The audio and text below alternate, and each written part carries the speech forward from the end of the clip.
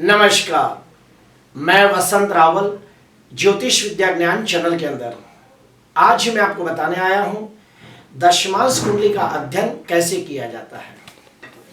जन्म कुंडली के अंदर हम लोगों को जब 10वें भाव का अध्ययन करना होता है और हम लोगों को देखना होता है कि व्यक्ति को कौन सा व्यापार करना चाहिए, कौन से प्रोफेशन के अंदर जाना चाहिए, कौन से कार्य क्षेत्र से उसे लाभ होगा, व्यक्ति को समाज के अंदर मान सम्मान पद प्रतिष्ठा की प्राप्ति होगी या नहीं होगी, ये सारी बातों का अध्ययन करने के लिए हम लोगों को सबसे पहले जन्म कुंडली के अंदर 10वें भाव का अध्ययन करना होता है। 10वें भाव का और ज्यादा डीप अध्ययन करना हो, 10वें भाव का और ज्यादा सूक्ष्म अध्ययन करना हो तो षोडश वर्ग कुंडलियों के अंदर दशमांश कुंडली का अध्ययन किया जाता है।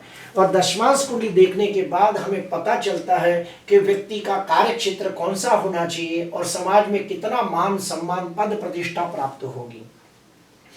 तो उसके टोटल मैं आपको 12 नियम बताने जा रहा हूं, ध्यान से सुनना।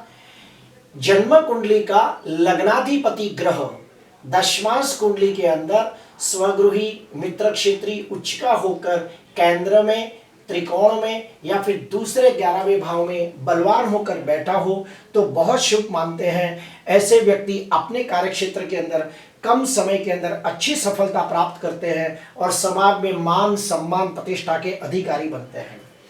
दूसरा नियम, जन्म कुंडली के 10वें भाव का स्वामी दशमांश कुंडली के अंदर स्वगृही मित्र क्षेत्री उच्च का होकर केंद्र में त्रिकोण में या फिर दूसरे 11वें भाव में बलवान होकर बैठा हो तो बहुत ज्यादा शुभ मानते हैं। ऐसे व्यक्ति एक अच्छे बिजनेसमैन बनते हैं, अपने कार्य क्षेत्र के अंदर बहुत मेहनत करके ऊंचाइयां प्राप्त करते हैं और मान सम्मान प्रतिष्ठा के अधिकारी बनते हैं।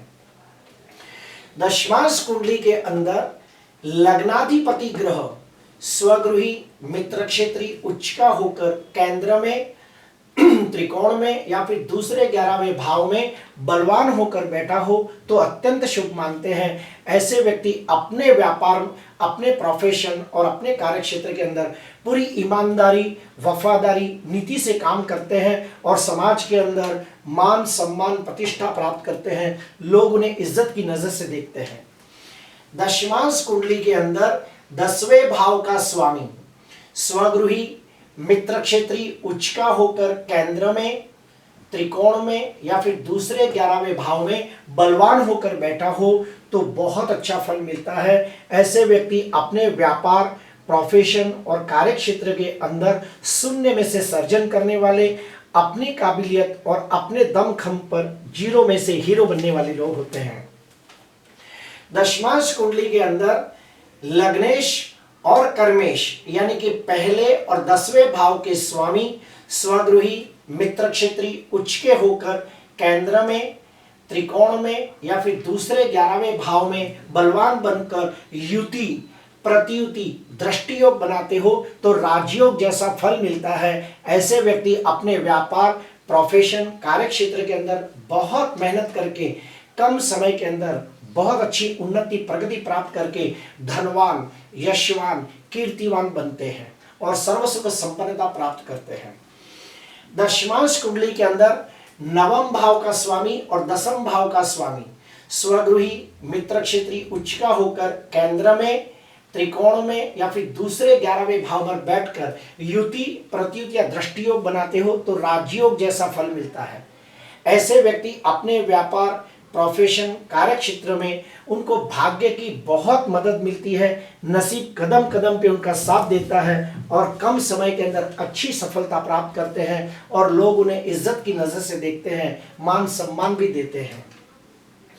दशमांश कुंडली के अंदर 5वें और 10वें भाव के स्वामी परिवर्तन योग बनाते हो, यानी कि 5वें भाव का स्वामी 10वें भाव में बैठा हो और 10वें भाव का स्वामी 5वें भाव में बैठा हो तो अति उत्तम फल मिलता है।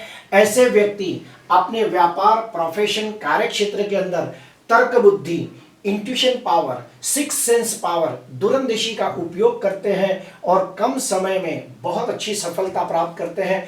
एक सामान्य व्यक्ति से 10 गुना ज्यादा स्पीड में आगे बढ़ते हैं और सर्व सुख संपन्नता प्राप्त करते हैं। उसके बाद दशमांश कुंडली के अंदर दशमांश कुंडली के अंदर दसम भाव के अंदर ही कोई बड़ा राजयोग बनता हो तो सोने पे सुहागा बहुत अच्छा मानते हैं और सबसे अच्छा फल मिलता है। एग्जाम्पल के तौर पे बताता हूं कि मेष लग्न की कुंडली के अंदर दसम भाव के अंदर मंगल उच्च का होकर रुचक योग नाम का पंच महापुरुष राजयोग बनाता हो और यहाँ पे मंगल दिग्बली भी होता है, तो ये बहुत अच्छा माना जाता है। इसे कुल दीपक योग भी कहा जाता है। ऐसे व्यक्ति बहुत ही स्वमानी, स्वाभिमानी, तेजस्वी, प्रभावशाली होते हैं। बड़े होकर धनवान, यशवान, कीर्तिवान होते हैं। समाज के अंदर अच्छे कार्य करते हैं। दान पुण्य और परोपकार के काम करके अपने माँ बाप का नाम रोशन करते हैं और अपने पूरे खानदान की सुख, शांति और समृद्धि का जीवा उठाने वाले लोग होते हैं। सबकी केयर करने वाले होते हैं। दूसरा एग्जाम्पल देता हूं कि मान लो वृश्चिक लग्न की कुंडली हो तो दसम भाव के अंदर सिंह राशि का सूर्य यहाँ बैठा हो तो बहुत अच्छा माना जाता है और सूर्य यहाँ पे दिग्बली भी होता है। तो ऐसे व्यक्ति को गवर्नमेंट नौकरी के अंदर उच्च पदाधिकारी बनते हैं। बैंक, गवर्नमेंट, कायदा कानून, कोर्ट कचहरी, वकील, डॉक्टर जैसे कार्य क्षेत्र के अंदर व्यक्ति बहुत अच्छी सफलता प्राप्त करते हैं और पद प्रतिष्ठा प्राप्त करते हैं। लोग उनको मान सम्मान भी देते हैं। उसके बाद दशमांश कुंडली के अंदर नवम भाव और दसम भाव ये दोनों के स्वामी स्वगृही, मित्र क्षेत्री उच्च के होकर केंद्र में, त्रिकोण में या फिर दूसरे 11वें भाव में बैठकर युति, प्रतियुति या दृष्टि योग बनाते हो या फिर परिवर्तन योग बनाते हो तो भी बहुत अच्छा माना जाता है। ऐसे व्यक्ति अपने कार्य क्षेत्र के अंदर पूरी ईमानदारी, वफादारी, नीति से काम करने वाले, स्वमानी, स्वाभिमानी, तेजस्वी, प्रभावशाली, सामाजिक, व्यवहारिक और खानदानी और प्रतिभाशाली होते हैं। अपने कार्य क्षेत्र के अंदर ऊंचाइयां प्राप्त करते हैं।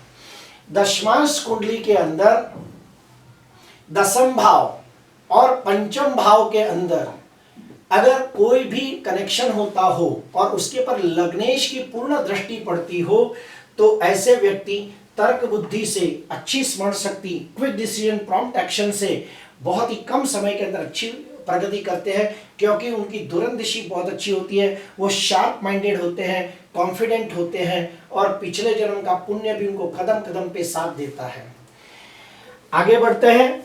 दशमांश कुंडली के अंदर दूसरे भाव और 10वें भाव का परिवर्तन योग बनता हो या फिर दशमांश कुंडली के अंदर चौथे भाव और 10वें भाव का परिवर्तन योग होता हो तो ऐसे व्यक्ति खानदानी बिजनेस को ज्वाइंट करते हैं और अपने व्यापार की उन्नति, प्रगति, विकास में बहुत बड़ा उछाल लाते हैं और समाज के अंदर माँ बाप की प्रतिष्ठा में वृद्धि करते हैं और खुद की भी मान सम्मान, प्रतिष्ठा में वृद्धि वो लोग करते हैं।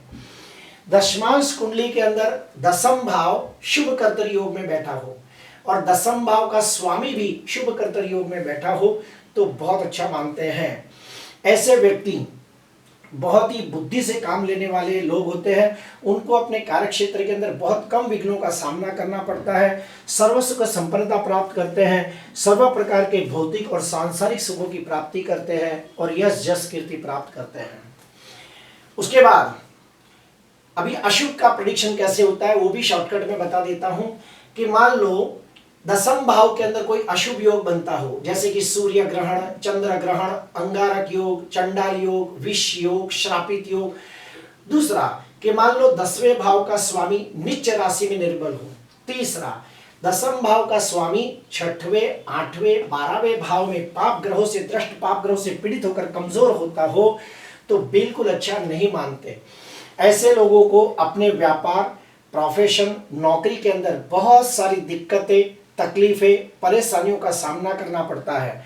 काफी बार बहुत सारा नुकसान होते भी देखा गया है। या फिर ऐसे लोगों को अपने व्यापार, प्रोफेशन या फिर कार्य क्षेत्र के अंदर स्थिरता नहीं मिलती, सफलता नहीं मिलती और कभी कभी तो बदनामी, मानहानि या अपमान के योग भी बनते हैं। प्रिय दर्शकों, आज के लिए बस इतना ही। आपको अच्छा लगा हो तो जरूर लाइक करना, सब्सक्राइब करना। नमस्कार।